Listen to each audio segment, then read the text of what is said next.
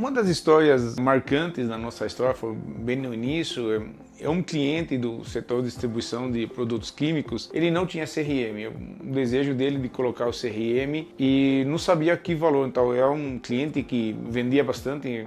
Naquela época, 6, 7 anos atrás, faturava em torno de 800, 900 milhões de reais. Então, é um cliente muito grande, ele vendia muito, entrava muito dinheiro, só que ele não sabia quanto que ele ganhava, a margem dele, aquela venda estava dentro da margem ou não. Então, depois que ele colocar o CRM, depois de 6 meses de projeto, ele começou a identificar que as vendas começaram a ficar melhor, então a margem ela estava certa. Então, o primeiro passo, ele começou a ter o controle e gestão sobre as vendas, e o segundo momento, depois de um ano de uso da solução, ele começou a identificar que no Brasil inteiro a taxa dele de conversão de vendas era em torno de 20% e 22%, menos dois estados, que é o Santa Catarina e Bahia, que são dois estados grandes, populosos. Como é que eu vendo menos, né, nesses dois estados? Então ele começou a analisar os dados do CRM e descobriu que nesses dois estados ele pegava, né, a mercadoria do estado vizinho, então ele perdia para o concorrente pela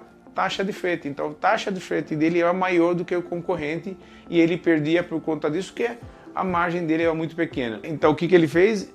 Ele construiu 2 centros de distribuição nesses dois estados e depois de um tempo a taxa de conversão desses dois estados começou a acompanhar, né, o resto dos estados do Brasil e começou a integrar. Então nisso a gente entende o valor do CRM, que não é apenas tecnologia, e sim esses dados que o CRM entrega para a análise do negócio, como é que isso reflete até na parte estratégica do negócio. O ponto mais importante ou mais relevante é o que? Entender o negócio do cliente, né? Entender o negócio do cliente e guiar ele para ele extrair o melhor da ferramenta para o negócio dele. Então, essa conexão entre negócio e tecnologia que faz muita diferença. Então, porque muitas vezes você faz um projeto técnico muito bom, excelente, só que não está conectado com o negócio. Então você não tem naquela imersão entre negócio e tecnologia, aí o projeto não entrega valor. Então é a conexão e a imersão entre negócio e tecnologia